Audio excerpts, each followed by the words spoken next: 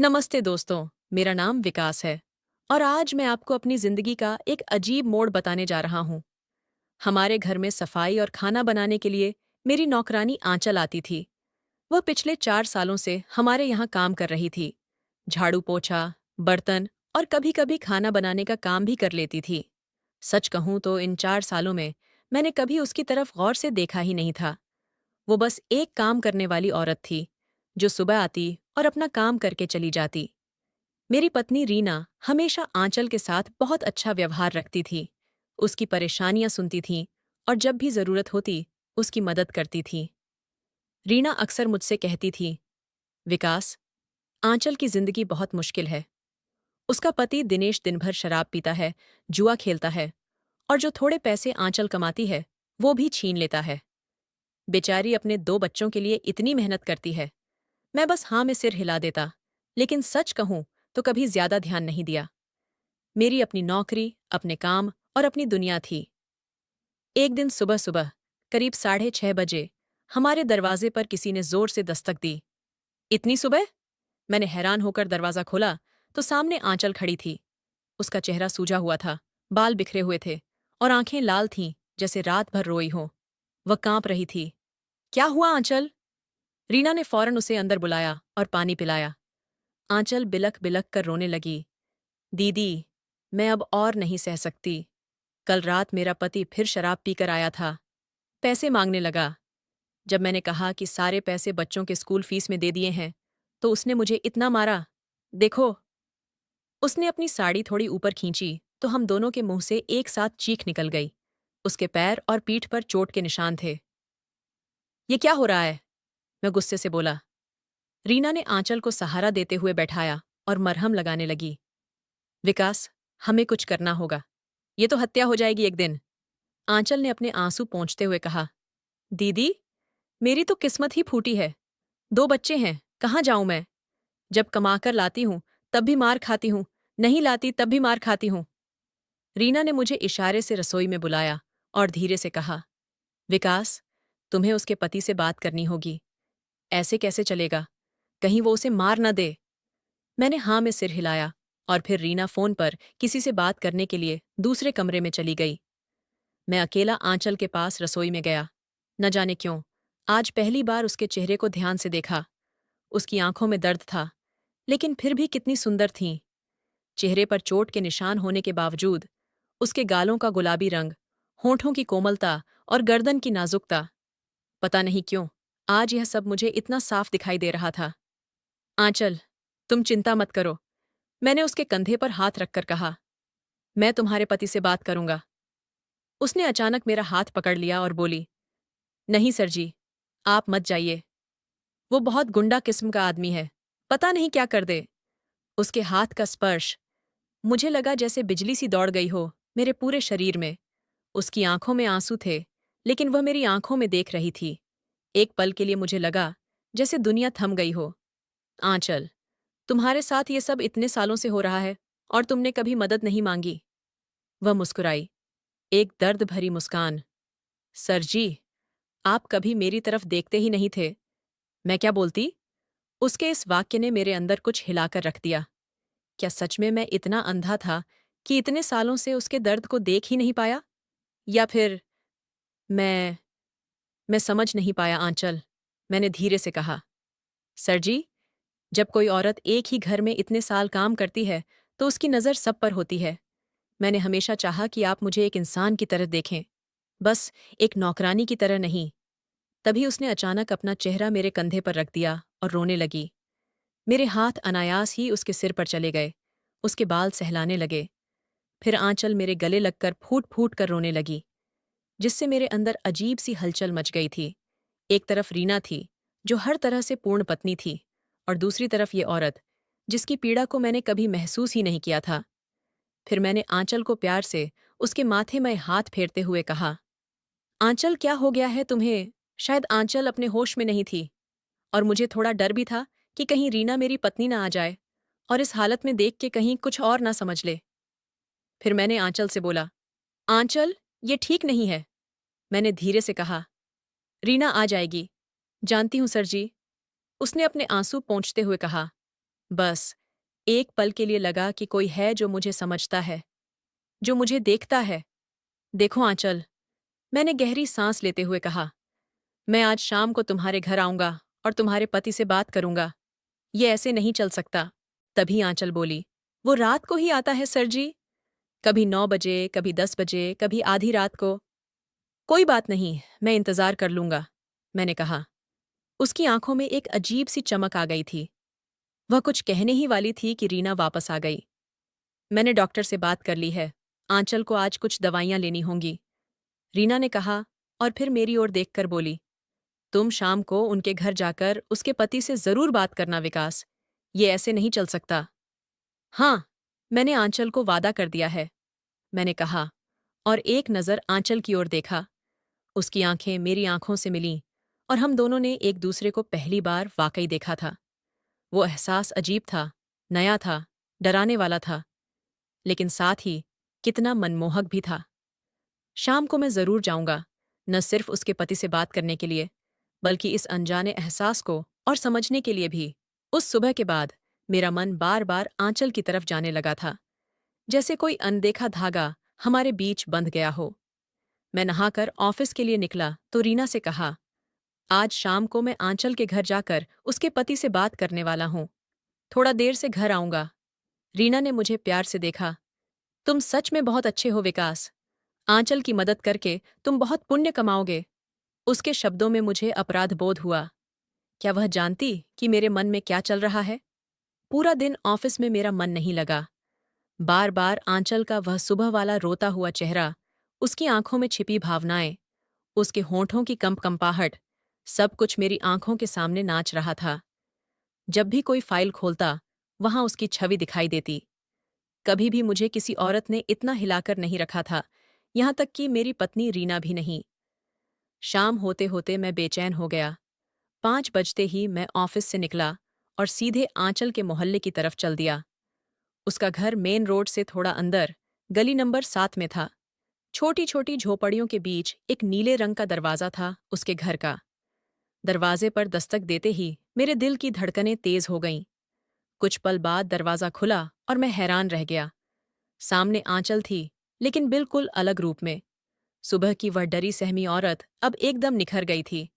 लाल रंग की साड़ी पहने, गले में कांच के मनके की माला, माथे पर छोटी सी बिंदी और होंठों पर हल्का लिपस्टिक। उसके बाल तेल लगाकर संवारे हुए थे और आंखों में काजल था। मैं बस उसे देखता ही रह गया। सर जी, आप आ गए। उसकी आवाज में एक अजीब सी खुशी थी।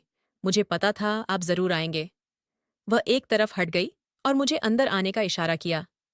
घर छोटा था, बस एक कमरा और एक छोटी सी रसोई।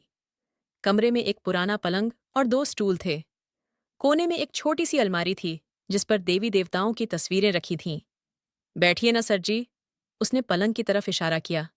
मैं थोड़ा संकोच के साथ पलंग पर बैठ गया। आंचल ने जल्दी से एक गिलास पानी लाकर मुझे दिया और फिर स्टूल खींचकर मेरे सामने बैठ गई। बच्चे कहाँ हैं? मैंने पूछा। आंचल बोली, पड़ोस वाली चाची के यहाँ गए हैं। वो रोज शाम को उन्हें अपने यहाँ बुला लेती हैं। टीवी दिखाती हैं बच्चों को। हम दोनों के बीच एक अजीब सी खामोशी थी। मैं महसूस कर सकता था कि उसकी नज़रें मेरे चेहरे पर टिकी हुई हैं, जबकि मैं इधर उधर देख रहा था। आंचल, मैंने बातचीत शुरू की, तुम्हारे पति कब तक आएंगे? देर रात तक आते हैं सर जी। कभी 9 बजे, कभी 11 बजे, कभी तो सुबह ही आते हैं। फिर हम दोनों फिर चुप हो गए। मेरे अंदर एक अनजाना सा डर था, एक हलचल, एक बेचैनी। सर जी, एक बात पूछूं? आंचल ने अचानक कहा, आप सच में मुझे अच्छे लगते हैं?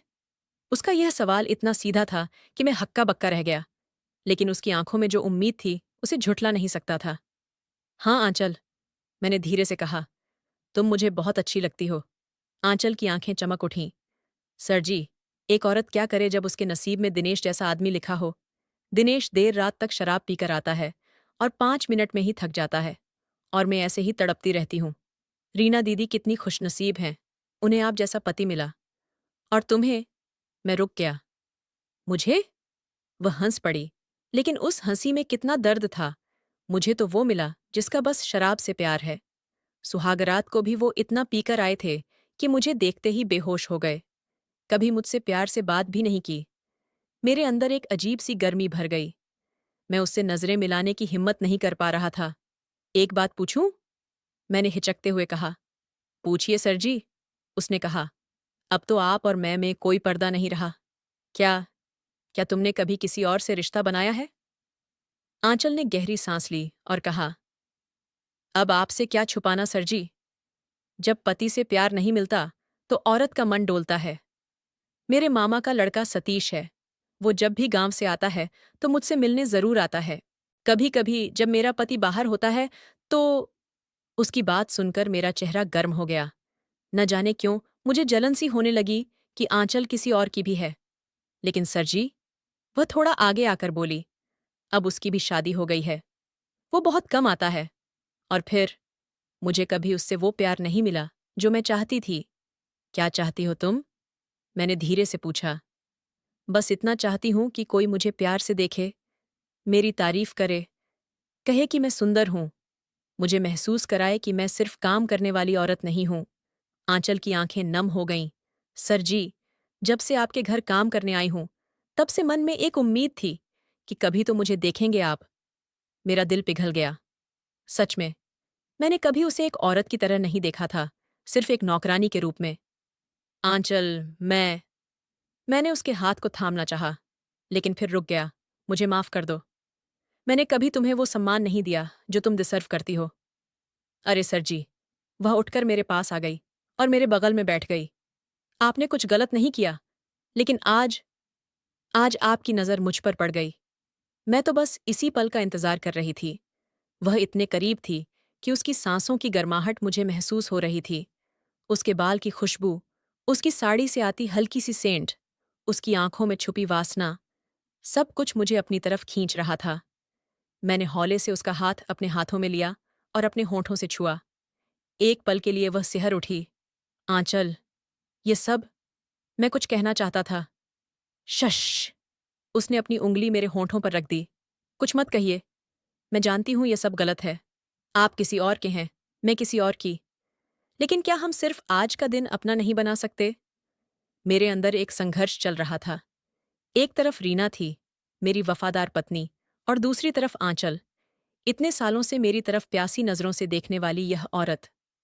तभी मेरे अंदर कुछ जागा। नहीं, ये सही नहीं है। मैंने अपने आप को संभाला और धीरे से उसके हाथ को छोड़ दिया। आंचल, ये सही नहीं होगा। अभी नहीं। उसके चेहरे पर निराशा के भाव आ गए। आप आपको मैं अच्छी नहीं लगती? नहीं, ऐसी बात नहीं है, मैंने जल्दी से कहा। लेकिन यह जगह, ये समय, तुम्हारे बच्चे कभी भी आ सकते हैं, तुम्हारा पति भी। आंचल के चेहरे पर थोड़ी राहत दिखी। तो फिर मैं कोई इंतजाम करूंगा, मैंने धीरे से कहा। ऐसी जगह जहां हम दोनों बिना किसी डर के मिल सकें। आंचल की आंखें चमक उठीं। सच में सर जी, आप ऐसा कर सकेंगे? हाँ, मैंने कहा। हालांकि मेरे अंदर अभी भी द्वंद्व था, लेकिन अभी मुझे तुम्हारे पति से बात करनी है। वह जो तुम्हारे साथ कर रहा है, वह बिल्कुल सही नहीं है। आंचल अचानक उठी और रसोई की तरफ गई। सर जी, मैं चाय बना देती हूँ आपके लिए। आप थके हुए लग रहे हैं। मैं उसे जाते हुए देखता रहा। उसकी चाल में एक अजीब सी मस्ती थी, जैसे वह जानती हो कि मैं उसे देख रहा हूं। मेरे अंदर एक अजीब सा भाव जागा। कहीं न कहीं मैं चाहता था कि उठकर उसके पीछे जाऊं, उसे अपनी बाहों में भर लूं, उसके होंठों का स्वाद लूं। मैं अपनी सीट से उठा और धीरे से रसोई की तरफ बढ़ा। आंचल चाय बना रही थी और उसकी पीठ मेरी तरफ थी। मैं उसके पीछे जाकर रुक गया। सांसें तेज हो गईं। लेकिन फिर मुझे होश आया। नहीं, यह सही नहीं होगा। अभी नहीं, यहां नहीं। मैं वापस मुड़ा और अपनी जगह पर आ गया। कुछ मिनट बाद आंचल चाय लेकर आई। उसने मेरे हाथ में प्याली थमाई और फिर मेरे सामने बैठ गई। सर जी, उसने आंखें झुकाकर कहा, आप मेरे लिए क्या सोचते हैं? मैंने चाय का घूंट भरा और कहा, आंचल, तुम बहुत खूबसूरत हो। तुम्हारे साथ जो हो रहा है वह गलत है। मैं तुम्हारी मदद करना चाहता हूं। बस मदद? उसने शरारती अंदाज में पूछा। मैंने मुस्कुराकर कहा, अब भी हम यही कहेंगे। आंचल ने खिलखिलाकर हंसते हुए कहा, आप भी ना सर जी। अच्छा, अब मैं आपकी हो गई हूं। आप जहां कहेंगे मैं वहां आ जाऊंगी।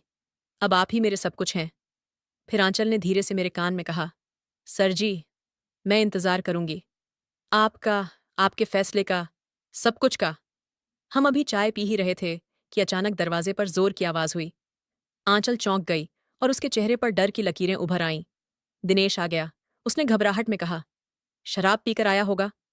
मैं भी थोड़ा सकपका गया, लेकिन फिर संभल कर बोला, घबराओ मत, मैं हूं ना। दरवाजा खुला और एक मध्यम कद का आदमी अंदर आया। उसकी आंखें लाल थीं, बाल बिखरे हुए थे और कपड़े मैले थे। उसके चलने से ही पता चल रहा था कि वह नशे में है। जैसे ही उसने मुझे देखा, उसके कदम रुक गए। शायद वह मुझे पहचान गया था। सा साहब, आप? उसकी जुबान लड़खड़ा रही थी, लेकिन उसे एहसास हो गया था कि कोई बड़ा आदमी उसके घर में है। मैंने गंभीरता से उसे देखा। हाँ दिनेश, मैं विकास हूं। आंचल मेरे घर काम करती है। दिनेश ने जल्दी से हाथ जोड़े और झुककर नमस्ते किया। प्रणाम साहब। आप आप यहां कैसे? उसकी आवाज में डर था। शायद इसलिए कि वह जानता था आंचल ने मुझसे उसकी हरकतों के बारे में शिकायत की होगी। मैंने सख्त आवाज में कहा, तुम्हें शर्म आनी चाहिए दिनेश। अपनी पत्नी को इस तरह मारना पीटना, शराब पीकर उसे परेशान करना, ये कौन सी मर्दानगी है? दिनेश की आंखें झुक गईं। वह कुछ कहने की कोशिश करने लगा। साहब, मैं वो जानते हो आंचल कितनी मेहनत करती है, घर घर जाकर काम करती है, बच्चों को पालती है, और तुम उसकी कमाई पर शराब पीते हो। इसके अलावा उसके साथ मारपीट भी। दिनेश के अंदर का नशा जैसे एकदम उतर गया। उसने घुटनों पर गिरकर मेरे पैर पकड़ लिए। माफ कर दीजिए साहब, मेरी गलती है। मैं मैं आगे से ऐसा नहीं करूंगा। मैंने उसके कंधे पर हाथ रखकर कहा, देखो दिनेश, अगर तुमने एक बार भी आंचल पर हाथ उठाया या शराब पीकर आए, तो मैं सीधा पुलिस थाने में शिकायत लिखवा दूंगा। समझे? हाँ साहब, वह कांपते हुए बोला। मैं कसम खाता हूं, आज से शराब नहीं पीऊंगा। आंचल को कभी नहीं मारूंगा। मैंने आंचल की तरफ इशारा करके कहा, ये तुम्हारी पत्नी है, गुलाम नहीं। इसका सम्मान करो, ये तुम्हारा घर चलाने में मदद करती है, इसकी कदर करो। आंचल मेरी तरफ आभार भरी नजरों से देख रही थी। उसकी आंखों में आंसू थे, लेकिन ये खुशी के आंसू थे। मैंने दिनेश को एक बार फिर चेताया और फिर आंचल से कहा, अगर कभी भी कुछ हो तो मुझे जरूर बताना। जाते वक्त मैंने आंखों ही आंखों में आंचल को एक प्यार भरा इशारा किया और वहां से चला आया। घर पहुंचकर मेरी पत्नी रीना ने मुझसे पूछा, कैसा रहा? दिनेश से बात हो गई? मैंने सिर हिलाया। हाँ, उसे अच्छी तरह समझा दिया है। उसने वादा किया है कि अब वह शराब नहीं पिएगा और आंचल को परेशान नहीं करेगा। रीना खुश होकर बोली, तुमने बहुत अच्छा किया विकास। आंचल बेचारी इतनी मेहनती है, वह इस तरह के व्यवहार की हकदार नहीं है। उसे भी खुशी का हक है। मैंने मुस्कुराकर कहा, हाँ, हर किसी को खुशी का हक है। उस रात मुझे नींद नहीं आई। आंचल का चेहरा बार बार मेरी आंखों के सामने आ रहा था। उसकी वो मासूम आंखें, उसका वो भोलापन, उसकी वो कशिश, सब कुछ मुझे घेरे हुए था।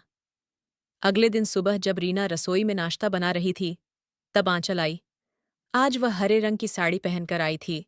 उसने माथे पर छोटी सी लाल बिंदी लगाई थी और होंठों पर हल्का लिपस्टिक। हरे रंग में उसका गोरा रंग और भी निखर रहा था। मैं कुर्सी पर अखबार पढ़ रहा था। उसने अंदर आते ही मुझे देखा और मुस्कुराई। उस मुस्कुराहट में कितनी कहानियां थीं, कितने राज छिपे थे। रीना के सामने वह बिल्कुल सामान्य व्यवहार कर रही थी, लेकिन जैसे ही रीना रसोई में चली गई, आंचल ने झुककर मेरे पैर छुए और धीरे से बोली, सर जी, आपके चरण कहाँ हैं? आपने मेरी जिंदगी बचा ली। मैंने जल्दी से उसे उठाया। अरे, ये क्या कर रही हो? उठो। नहीं सर जी, वह बोली, आप मेरे भगवान हैं। कल से दिनेश बिल्कुल बदल गया है। रात को बिना पिए घर आया, मुझसे माफी मांगी और कसम खाई कि अब कभी शराब नहीं पिएगा। मुझे अच्छा लगा कि दिनेश ने अपनी बात रखी, लेकिन साथ ही एक अजीब सा खालीपन भी महसूस हुआ। क्या अब आंचल और मेरे बीच जो कुछ शुरू हुआ था, वह यहीं खत्म हो जाएगा? रीना फिर कमरे में आ गई और आंचल अपने काम में लग गई। दिन बीतते गए। एक हफ्ते बाद रीना ने मुझसे कहा, विकास, मैं सोच रही थी कि मैं कुछ दिन के लिए मम्मी पापा के पास जाऊं। उन्होंने कई बार बुलाया है और बच्चों की भी छुट्टियां हैं। मेरे अंदर कुछ हिला। हाँ, क्यों नहीं? तुम्हें जाना चाहिए। तुम भी चलोगे? उसने पूछा। मेरे पास कुछ जरूरी काम है ऑफिस में। मैंने झूठ बोला। तुम जाओ, मैं अगली बार आऊंगा। रीना मान गई और अगले ही दिन मैंने उसके और बच्चों के टिकट बुक करवा दिए। शनिवार की सुबह जब रीना और बच्चे ट्रेन से गए तो अचानक मुझे एहसास हुआ कि मैं एक हफ्ते के लिए अकेला हूं। आंचल के साथ अकेला। मैंने फ़ोन उठाया और आंचल को कॉल किया। आंचल। जी सर जी, उसने जवाब दिया। उसकी आवाज़ में एक अजीब सी मिठास थी। रीना और बच्चे आज सुबह अपने मायके गए हैं। एक हफ्ते के लिए। फ़ोन पर एक पल के लिए सन्नाटा छा गया। फिर आंचल धीरे से बोली, मैं समझ गई सर जी। कल तुम जल्दी आ जाना। मैंने कहा, हम दोनों को बात करनी है। ज़रूर सर जी। उसकी आवाज़ में अब लज्जा और उत्सुकता का मिश्रण था। मैं सुबह जल्दी आ जाऊंगी। अगली सुबह जब मैं नहाकर बाहर निकला तो देखा आंचल पहले से ही आ चुकी थी। उसने आज सफ़ेद साड़ी पहनी थी जिसमें सुनहरे धागे का काम था। उसके बाल खुले थे और माथे पर छोटी सी बिंदी। उसके चेहरे पर एक अजीब सी चमक थी। मुझे देखते ही वह शर्मा गई और नज़रें झुका लीं। आओ आंचल। मैंने उसे अपने करीब बुलाया। वह धीरे से मेरे पास आई और फिर अचानक मेरे गले लग गई। सर जी, आज मैं सिर्फ आपकी हूं। सिर्फ आपकी। मैंने उसे अपनी बाहों में भर लिया। उसकी सांसें तेजी से चल रही थीं। तुम्हारा वह शराबी पति? मैंने पूछा। उसे मैंने बता दिया है कि मेरी दूर की मौसी बीमार है, मैं वहां जा रही हूं। आंचल शरारती अंदाज में मुस्कुराई। वह शांत हो गया है जब से आपने उसे डराया है। अब वह कुछ नहीं कहता। मैंने उसके माथे पर एक प्यारा सा चुंबन दिया। आंचल, तुम जानती हो यह सही नहीं है। फिर भी। तभी आंचल बोली, प्यार कभी गलत नहीं होता सर जी। उसने मेरी आंखों में देखते हुए कहा, आज से मैं आपकी हूं।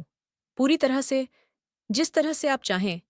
उसकी आंखों में प्यार, समर्पण और वासना का ऐसा मिश्रण था जिसने मेरे सारे संकोच को पिघला दिया। मैंने उसे अपनी बाहों में उठाया और बेडरूम की ओर चल दिया। दोस्तों, आपको यह कहानी कैसी लगी? कृपया अपने विचार साझा करें।